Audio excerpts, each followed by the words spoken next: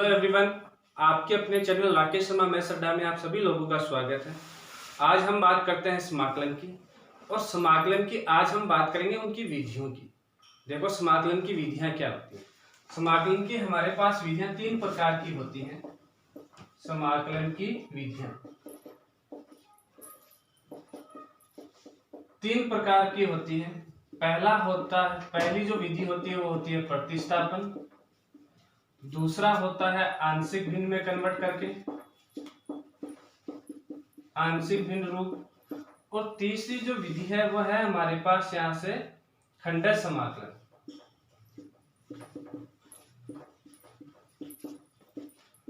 तो हमारे पास समाकलन की तीन विधियां हैं। जो हम सबसे पहले हमने एक्सरसाइज की थी 9.1। उन 9.1 में हम डायरेक्ट मानक समाकलन से उसका समाकलन ज्ञात कर रहे थे किसी भी फंक्शन का। अब हमारे पास क्या होगा कि हमारे पास जो कोई फंक्शन दे रखा है उस फंक्शन को हमें प्रतिस्थापन से या आंशिक भिन्न रूप से या खंडन समाकलन से हमें सोल्व करना होगा। सबसे पहले हम सोल्व करेंगे 9.2 में हमारे पास आता है प्रतिस्थापन। तो देखो प्रतिस्थापन के द्वारा हम किस प्रकार से सोल्व करते हैं ये हमें देखना है। तो आज का जो टॉपिक था वह है प्रतिस्थापन द्वारा समाकलन।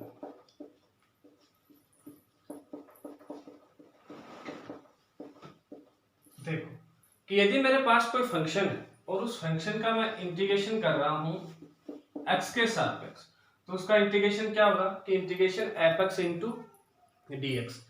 इसमें क्या होता है कि हमारे पास जो भी स्वतंत्र चर होता है उस स्वतंत्र चर को किसी हम अन्य चर के रूप में प्रतिस्थापित करते हैं। जैसे हमारे पास यहाँ से चर x है, तो इस चर x को हम किसी अन्य जो चर है, ये स्वतंत्र चर है, इस स्वतंत्र चर को हम किसी अन्य चर जिसको मैं t से निरूपित कर रहा हूँ इसके द्वारा हम प्रतिस्थापित करते हैं। और प्रतिस्थापित करने के बाद में हम इसको हल करते हैं। तो प्रतिस्थापित करेंगे तो ये हमारे पास जो फंक्शन है ये बन जाएगा f(x) into dx upon dt into क्या बन जाएगा dt बन जाएगा। अब हम किसके सापेक्ष समाकलन करेंगे, dt के सापेक्ष क्या करेंगे समाकलन करेंगे। अब देखो इस प्रतिस्थापन समाकलन में होता क्या है और किस प्रकार से हम हल करते हैं। यहाँ जो नोट करने वाली बात है प्रतिस्थापन समाकलन में कि हम जिस भी फंक्शन का हम समाकलन कर रहे हैं उस फंक्शन में हमारे पास गुणनखंड दिए गए होते हैं। ज्यादातर हमारे पास दो या दो से अधिक गुणनखंड दिए गए होते हैं किसी भी फंक्शन में, ठीक है। तो उन दोनों गुणनखंडों में एक गुणनखंड दे रखा है और उस गुणनखंड का एक हमारे पास उसका अवकलन दिया गया होता है। देखो फिर से सुनो कि यदि मेरे पास कोई फंक्शन है उस फंक्शन में दो या दो से अधिक हमारे पास गुणनखंड दिए गए होते हैं। यदि मेरे पास जैसे दो गुणनखंड दे रखे हैं तो उन दोनों गुणनखंडों में से एक गुणनखंड दे रखा है, उस गुणनखंड का उसके साथ में अवकलन दिया गया होता है। या ऐसे कहें कि हमारे पास जैसे मैं किसी गुणनखंड से रिप्रेजेंट कर रहा हूं जैसे gx है और साथ में हमारे पास उसका g' अवकलन दिया गया होता है इस प्रतिस्थापन में, ठीक है, इस प्रतिस्थापन समाकलन विधि में। तो हम क्या करेंगे इस प्रतिस्थापन समाकलन में, हम ये करेंगे कि gx बराबर किसी हम चर के बराबर हम इसको पुट कर देंगे और पुट करने के बाद में हम इसको इस चर में पूरे को इस फंक्शन को बदल देंगे, चेंज कर देंगे और उसके द्वारा हम इसको हल कर लेंगे। जैसे एक एग्जाम्पल यदि मैं बात करूं तो मेरे पास एक समाकलन है और समाकलन दे रखा है मेरे पास कि tan inverse x upon 1 plus x square into क्या दे रखा है dx दे रखा है। मुझे पता है कि मैं मानक समाकलन से इसका समाकलन ज्ञात नहीं कर सकता, तो मैं यहाँ कौन सी विधि देखूंगा, प्रतिस्थापन देखूंगा। और मैं यहाँ से देख रहा हूँ कि प्रतिस्थापन में मेरे पास दो बातें बन रही है, एक बन रही है tan इनवर्स x डॉट, एक बन रही है 1 upon 1 plus x square into क्या बन रहा है dx बन रहा है। तो मैं देख रहा हूँ कि मेरे पास दो गुणनखंड है, एक tan इनवर्स x का है, एक है 1 अपॉन 1 प्लस एक्स स्क्वायर का है। तो हम इसमें tan इनवर्स x बराबर क्या मान लेंगे, t मान लेंगे। अगर t मानते हैं तो हम इसका अवकलन करते हैं, अवकलन करेंगे तो हमारे पास x के सापेक्ष इसका अवकलन करते हैं। अवकलन क्यों करते हैं ये बात भी मैं आपको बताऊंगा।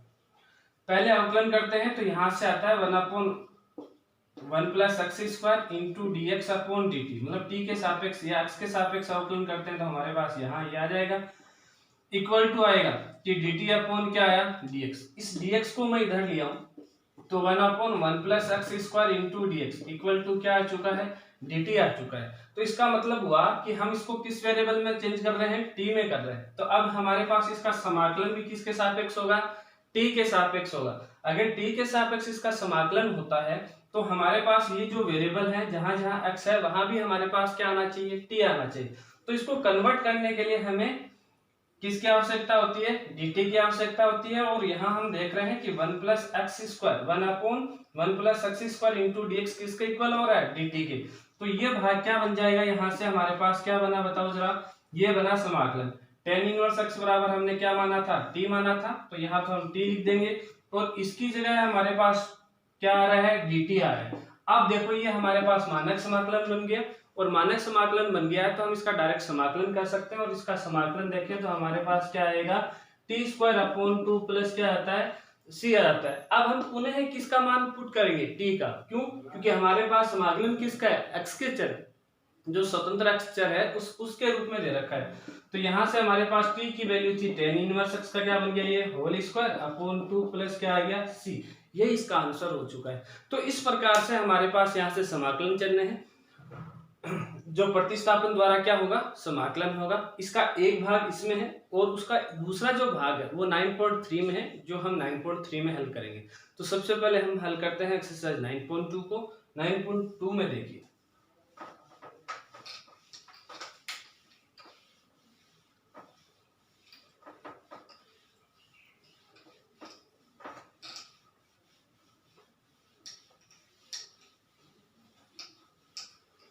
अब हम बात करते हैं एक्सरसाइज 9.2 की। तो 9.2 में हम सबसे पहले पहला क्वेश्चन लेते हैं, और पहले का पहला, हमारे पास हर क्वेश्चन के दो भाग है इस एक्सरसाइज में। तो हम सबसे पहले का पहला क्वेश्चन लेते हैं। और पहले का पहला क्वेश्चन यदि मैं देखूं तो आई इंटीग्रेशन हमारे पास दे रखा है कि x इंटू, उसके बाद में दे रखा है यहाँ से कि साइन एक्स स्क्वायर इंटू क्या दे रखा है, dx दे रखा है। अब मैं क्या प्रतिस्थापित करूं, ऐसा मेरे पास कोई मानक समाकलन नहीं है जिसका मैं डायरेक्ट आंसर बता सकूं। तो इसलिए मुझे यहाँ कुछ ना कुछ क्या करना पड़ेगा, प्रतिस्थापित करना पड़ेगा। तो मैं यहाँ से मानूंगा, क्या मानूंगा जरा, कि माना कि एक्स स्क्वायर इक्वल टू, मैंने क्या मान लिया, t मान लिया। एक्स के सापेक्ष यदि मैं इसका अवकलन करता हूं, मैं यहाँ लिखूंगा कि एक्स के सापेक्ष अवकलन करने पर, यदि हम x के सापेक्ष इसका अवकलन करते हैं तो यहाँ से क्या आएगा, 2x into d x equal to क्या आ चुका है, dt।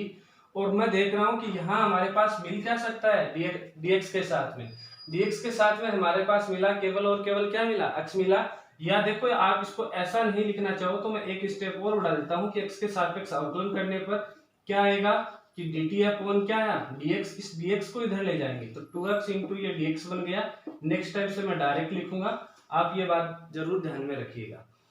अब देखो यहाँ से dx के साथ में केवल और केवल क्या है, x है, क्या 2 है, क्या नहीं, देखो x तो इसके साथ आ रहा है ये वाला, तो इस 2 को हम क्या कर देते हैं, डिवाइड कर देते हैं। ये बन जाता है x into d x equal to 1/2 into क्या आ चुका है, dt आ चुका है। इसलिए ये जो इंटीग्रेशन है वो बन गया, i इक्वल टू क्या बना, integration x into d x की जगह ये आएगा, साइन, यहाँ से देखिए sine x square equal to t माना था, इंटू dx की जगह क्या आ चुका है, 1/2 इंटू क्या आ चुका है, dt आ चुका है। 1/2 को हम क्या ले लेते हैं, बाहर ले लेते हैं, और बाहर लेते हैं क्योंकि ये स्थिरांक है और स्थिरांक को हम बाहर लेते हैं, तो हमारे पास बनता है इंटीग्रेशन 1/2 इंटीग्रेशन यहाँ से बना कि sin t इंटू क्या बन चुका है, dt। यदि हम sin t का हमारे पास समाकलन करते हैं तो क्या आता है, माइनस cos t, और प्लस में क्या आता है, c। अब t की हम पुनः वैल्यू पुट करते हैं। यदि हम t की वैल्यू पुट करते हैं तो t का हमारे पास मान क्या आ जाएगा, यहाँ से t बराबर क्या था, एक्स स्क्वायर, तो -1/2 इंटू क्या आ चुका है, साइन एक्स स्क्वायर, प्लस क्या हो गया, c। ये इसका आंसर हो चुका है। अब हम बात करते हैं इसके दूसरे क्वेश्चन की। पहले का पहला क्वेश्चन हो चुका है, अब हम बात करते हैं पहले के दूसरे क्वेश्चन की।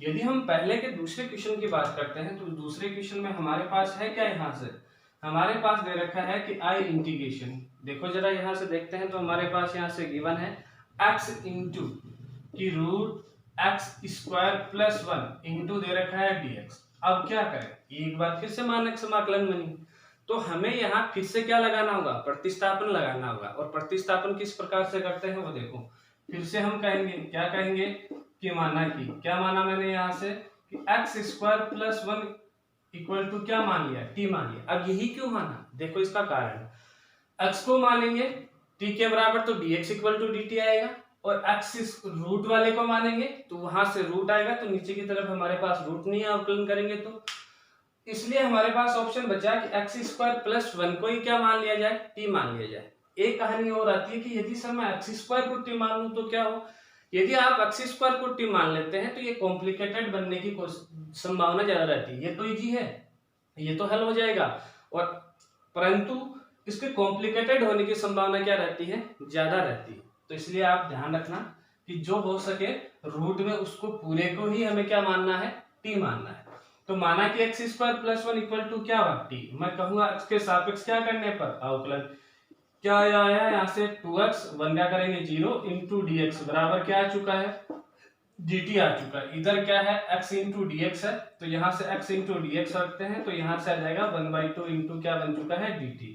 तो आई इंटीग्रेशन क्या बना कि समाकलन यहाँ से x इंटू dx तो यहाँ इसके साथ आ गया, और ये बन गया रूट टी इंटू आ चुका है 1/2 इंटू dt। 1/2 को हम बाहर ले लेते हैं, यदि बाहर लेते हैं तो हमारे पास क्या आता है, और रूट टी को कैसे लिख देंगे, टी की पावर 1/2 के रूप में। तो टी की पावर 1/2 हो चुका है, ये हो चुका है dt। अब हमें इसका समाकलन करना है, और ये हमारे पास मानक जो समाकलन है उसमें निरूपित परिवर्तित हो चुका है। अब हम इसका समाकलन करते हैं, तो समाकलन करेंगे तो क्या आएगा, i इक्वल टू आता है 1/2। उसके बाद में देखें तो ये किसके अनुसार से होगा, t की पावर x की पावर n के अनुसार से, x की पावर n के अनुसार हुआ तो t की पावर 3/2 अपॉन हो चुका है 3/2 प्लस क्या आ चुका है c, 2 से 2 क्या हो जाएगा कैंसिल। i इक्वल टू आया कि 1/3 और t की पावर 3/2 प्लस क्या हुआ c। हम कहेंगे कि t का मान रखने पर, अगर मैं यहाँ से t का मान देखूं तो बताओ यहाँ से बच्चों t का मान क्या है, यहाँ से एक्स स्क्वायर प्लस 1, तो यहाँ आ चुका है 1/3, और एक्स स्क्वायर प्लस 1 की पावर हो चुका है 3/2 प्लस हो गया c। ये इसका क्या हो चुका है, आंसर हो चुका है। चलो अगले क्वेश्चन की तरफ बढ़ते हैं। तो हमारे पास है क्वेश्चन नंबर 2, और क्वेश्चन नंबर 2 का पहला जो भाग है हम उसको सोल्व करते हैं। तो देखिए क्वेश्चन नंबर 2 का पहला भाग, क्वेश्चन नंबर 2 का पहला भाग देखते हैं। तो हमारे पास यहाँ से आई इंटीग्रेशन गिवन है, क्या गिवन है इंटीग्रेशन देखें तो यहाँ से दे रखा है e की power x minus sine x upon दे रखा है e की power x plus sine plus cos x और इंटू क्या है dx। अब इसको कैसे हल करें, तो देखो हमारे पास दो फैक्टर बन रहा है, एक ऊपर वाला बन रहा है, एक नीचे वाला बन रहा है। कैसे हल करें, किस प्रकार से हल करें, तो हमारे पास बात आती है कि हमारे नीचे वाले, देखो ऊपर वाले को यदि हम t मानते हैं तो हमारे पास नीचे वाला dx के साथ नहीं आता है। क्यों, अगर लोग हो तब संभावना हो सकती है आ जाए, परंतु लोग नहीं है वहां से संभावना नहीं रहती है, क्योंकि log x का यदि हम आकलन करते हैं तो वो 1/x आता है। तो इसलिए यहाँ हम ज्यादातर किसको मानेंगे, नीचे वाले से ही मानेंगे। तो मैं कहूंगा कि माना, क्या माना हमने यहाँ से माना e की power x plus cos x equal to क्या माना t। x के सापेक्ष क्या करने पर अवकलन, x के सापेक्ष यदि अवकलन करते हैं तो इसका अवकलन क्या आएगा, e की पावर x माइनस क्या आ चुका है साइन x, और इंटू dx इक्वल टू क्या आ जाएगा dt आ जाएगा। अब देखो कि ऊपर वाला जो भाग है वो dx के साथ है, यहाँ तो हमारे पास ये समाकलन बन जाएगा, क्या बनेगा कि dt अपॉन नीचे वाले को क्या माना था t, ये अब मानक समाकलन में आ चुका है, मानक समाकलन में आ चुका तो हम इसका समाकलन करते हैं, और समाकलन करते हैं तो क्या आएगा 1/t का समाकलन क्या होता है log t, और प्लस क्या हो चुका है c। अब हम किसका मान पुट करते हैं, t का मान, तो हम कहेंगे कि t का मान रखने पर यदि मैं यहाँ से t का मान रखता हूं तो i इक्वल टू क्या आएगा कि log t बराबर क्या माना था e की power x plus cos x plus में क्या आ चुका है c। ये इसका हो चुका है आंसर। अब हम बात करते हैं इसके दूसरे भाग की, ठीक है, दूसरे का पहला भाग हो चुका है, अब हम बात करते हैं इसके दूसरे भाग की। तो देखिए दूसरे भाग में क्या है,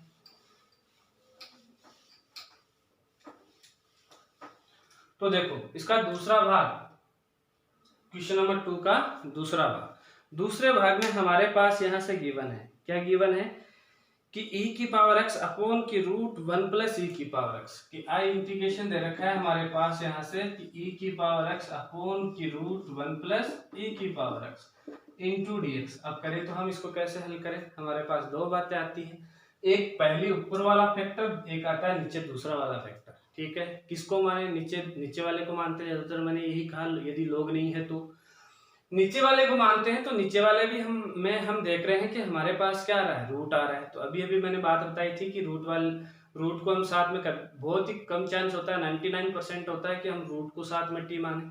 तो रूट के अंदर जो भाग है हम उसको क्या मान लेते हैं, टी मान लेते हैं। तो मैंने कहा कि क्या माना कि 1 प्लस ई की पावर एक्स इक्वल टू क्या माना, टी। एक्स के सापेक्ष क्या करने पर अवकलन क्या आएगा, 1 का करेंगे 0, e की पावर x का e की power x dot dx equal to क्या आ जाएगा dt। ये हमारे पास ऊपर वाले भाग में स्थित है। तो i इक्वल टू क्या बन जाएगा यहाँ से कि dt अपॉन क्या बनेगा रूट t, और रूट को हम इसको ऊपर ले जाएं तो ये बन जाएगा t की पावर -1/2 इंटू क्या आ गया dt। किसके अनुसार से हल करेंगे, t की पावर n के अनुसार। t की पावर n के अनुसार यदि हम हल करते हैं तो i इक्वल टू क्या आता है t की पावर 1/2 अपॉन 1/2 प्लस में क्या जाएगा c, ये 2 कहाँ चला जाएगा ऊपर, तो 2 इंटू टी की पावर 1/2 प्लस क्या आ गया c। अब हम किसका मान रख देते हैं, t का। तो हम कहेंगे कि t का मान रखने पर यदि हम यहाँ से t का मान रखते हैं तो i इक्वल टू क्या बन जाएगा कि 2 इंटू टी इक्वल टू क्या दे रखा है 1 प्लस e की पावर x की पावर आ चुकी है 1/2 प्लस हो गया c, और ये हो चुका है इसका आंसर। चलो बच्चों नेक्स्ट क्वेश्चन की तरफ चलते हैं, और ये है हमारे पास क्वेश्चन नंबर 3, और 3 में भी क्वेश्चन नंबर 3 का पहला भाग।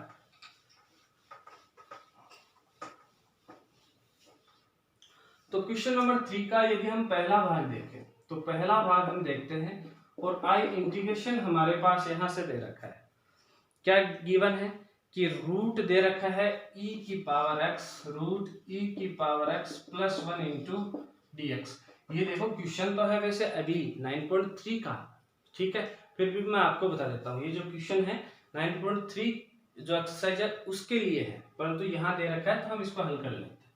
तो हम यहाँ से क्या कहेंगे कि माना कि क्या माना, यदि हम मानते हैं तो यहाँ से हम माना कि e की पावर x बराबर x प्लस 1। अब देखो यहाँ से मैं देख रहा हूँ, क्या देख रहा हूँ कि यहाँ से मुझे नजर आ रहा है कि यहाँ केवल और केवल क्या है रूट है, और रूट में हमारे पास e की पावर x प्लस 1 केवल यही दे रखा है। अब इसके साथ में और कोई फैक्टर भी नहीं दे रखा। यदि हमारे पास कोई फैक्टर साथ में नहीं दे रखा हो तो e की पावर x प्लस 1 को या इसकी जो अंदर वाला है उसको हमें को जो वेरिएबल ले रहे हैं उसके स्क्वायर के बराबर मानना चाहिए, या हम ऐसा कह सकते हैं कि इस पूरे को हमें टी स्क्वायर के इक्वल मान लेना चाहिए, ठीक है, या टी के बराबर हम इसको मान लेना चाहिए। तो e की power x plus 1 equal to मैं यहाँ से मान लेता हूँ कि ये किसके इक्वल है, टी स्क्वायर के इक्वल है। x के सापेक्ष यदि हम इसका अवकलन करते हैं तो क्या आता है e की power x into d x equal to क्या है 2t इंटू आ चुका है dt। अब मैं देख रहा हूं कि यहां से हमारे पास e की पावर x आ चुका है। अब इस e की पावर x का कैसे हम हल करें, तो इसके लिए हल के लिए तरीका है, देखो यहां से e की पावर x बराबर हमारे पास क्या बनेगा टी स्क्वायर माइनस 1।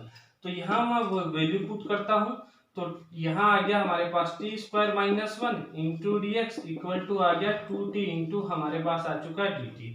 dx बराबर हमें केवल और केवल dx लेना है, तो dx इक्वल टू क्या आ चुका है 2t upon t square minus 1 into आ चुका है dt। तो dx की जगह हमें अब ये वैल्यू पुट करनी है। तो देखो आओ बच्चों हल करते हैं आगे की तरफ। तो i बराबर हमारे पास ये समाकलन बना क्या, देखो e की पावर x प्लस 1 को हमने क्या माना टी स्क्वायर, यदि ये रूट के अंदर जाएगा तो क्या बन जाएगा कि रूट टी स्क्वायर, और डॉट dx इक्वल टू क्या आ चुका है यहाँ से 2t अपॉन की टी स्क्वायर माइनस 1 इंटू आ चुका है dt। अब देखो इसको हल करते हैं, सिंप्लीफाई करते हैं, तो रूट टी स्क्वायर से क्या जाएगा केवल और केवल टी, और केवल और केवल टी आएगा तो वह टी इस 2t से मल्टीप्लाई हो जाएगा। i इक्वल टू क्या आ जाएगा हमारे पास integration 2t square upon t square minus 1 into क्या आ चुका है dt। 2 को यदि मैं बाहर ले लूं तो हमारे पास यहाँ से बनता है t square upon t square minus 1 into dt। अब ऐसे क्वेश्चन हम पहले हल कर चुके हैं। 9.1 में हमारे पास 2 या 3 क्वेश्चन ऐसे आए थे। क्या करना होता है, प्लस माइनस जोड़ देते हैं। तो i इक्वल टू यहाँ से क्या बन जाएगा कि 2 इंटू कि T square minus 1 plus 1 upon t square minus 1 into क्या बन गया डी टी। अब इस भाग का हम इस भाग में भाग देंगे और इस भाग का हम एक में भाग देंगे। तो यहाँ से i बराबर क्या बन जाएगा कि 2 समाकलन, इसमें भाग दिया तो आया 1 प्लस यहाँ आ चुका 1 upon t square minus 1 into क्या आ गया d t. I equal to देखे तो 2 इंटू समाकलन करते हैं 1 का टी के सापेक्ष, तो यहाँ से आ जाएगा टी प्लस यहाँ से देखें तो 1 अपॉन टी स्क्वायर माइनस 1 का समाकलन क्या होता है। इसका जो फॉर्मूला है वह अगले हमारे पास जो एक्सरसाइज है उसमें आएगा। फिर भी मैं आपको बता दूं कि 1 अपॉन यदि एक्स स्क्वायर माइनस, या वही बता देते हैं चूंकि लगा के, तो देखो यहाँ बताते हैं तो हम कहेंगे कि चूंकि integration 1 upon x square minus a square हो इंटू डी एक्स हो, तो वह इक्वल होता है किसके होगा 1 अपॉन 2a की log x minus a upon x plus ए।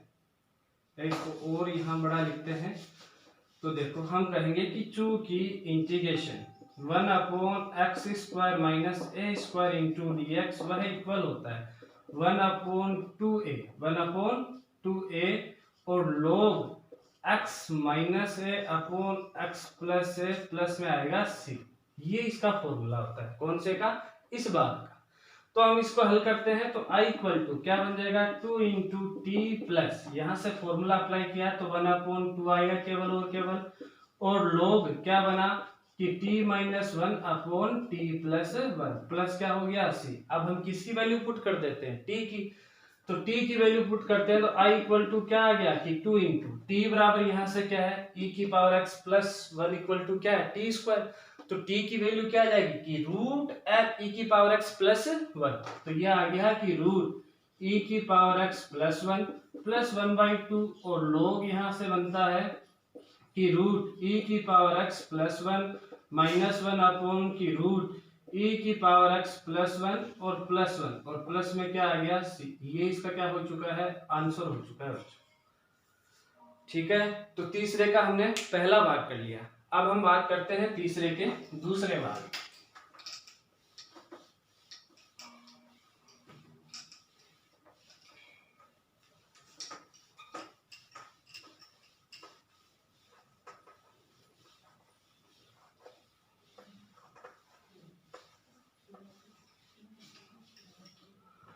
तो तीसरे का दूसरा भाग यदि हम देखें तो हमारे पास यहाँ से देखो क्या है, तीसरे का दूसरा भाग है हमारे पास कि i इंटीग्रेशन दे रखा है e की पावर रूट एक्स डॉट कोस, और दे रखा है साथ में e की पावर रूट एक्स अपॉन में दे रखा है रूट एक्स इंटू है dx। अब हमें इसको हल करना है। इसको हल करना है तो कैसे करेंगे, तो मैं कहूंगा कि माना कि क्या माना मैंने यहाँ से कि यहाँ दो फैक्टर है, एक ये वा एक ये वा एक ये साथ आ रहा है। तो कोस टी यदि कोस एक्स है तो उसका तो मेरे पास समाकलन है, तो इसलिए कोस ये जो e की पावर रूट एक्स है x का कोई मेरे पास समाकलन नहीं है, तो हम e की पावर रूट एक्स को क्या मान लेंगे t। तो माना कि e की पावर रूट एक्स बराबर क्या माना t, x के सापेक्ष अवकलन करेंगे तो e की power root x upon 2 into root x into d x बराबर क्या आएगा dt। 2 को किधर ले जाएं उधर, तो e की पावर यहाँ से आया root x upon root x into d x, वो आ चुका है 2 इंटू डी टी। ये देख पा रहा हूं कि ये जो भाग है ये तो यहाँ आ रहा है, कौन कौन सा, ये और ये तो किसके इक्वल हो जाएगा 2 इंटू डी टी के, और यहाँ क्या जाएगा कोस into T, cos t into नहीं कोस टी। तो इंटीग्रेशन क्या बना, एक तो 2 आ रहा है यहाँ से तो कोस टी और 2 इंटू डी टी आए। 2 कांस्टेंट है तो हम उसको कहाँ ले लेते हैं, बाहर लेते हैं, और बाहर लेते हैं तो आई इंटीग्रेशन क्या बना कि 2 इंटू कोस टी इंटू आ चुका है डी टी। अब हम इसका समाकलन करते हैं तो समाकलन क्या आता है हमारे पास साइन टी प्लस क्या आ चुका है सी, क्योंकि ये मानक समाकलन में हमारे पास आ चुका था इसलिए हमने इसका समाकलन किया। अब हम कहेंगे कि किसका मान रखने पर, t का मान रखने पर। t का यदि हम यहाँ से वैल्यू पुट करते हैं तो i इक्वल टू क्या आएगा कि 2 इंटू साइन, टी की वैल्यू क्या है यहाँ से देखे तो e की पावर रूट एक्स, तो ये बन गया e की पावर रूट एक्स प्लस सी। ठीक है बच्चों, तो आज की क्लास में इतना ही बच्चों। हमने 1 से लेकर 3 तक क्वेश्चन किए और प्रतिस्थापन वाले क्वेश्चन हमने देखा कि किस प्रकार से हम प्रतिस्थापन विधि द्वारा समाकलन करते हैं किसी फलन का। नेक्स्ट क्लास में हम 3 से जो आगे वाले क्वेश्चन हैं उनको हम पढ़ेंगे। धन्यवाद बच्चों।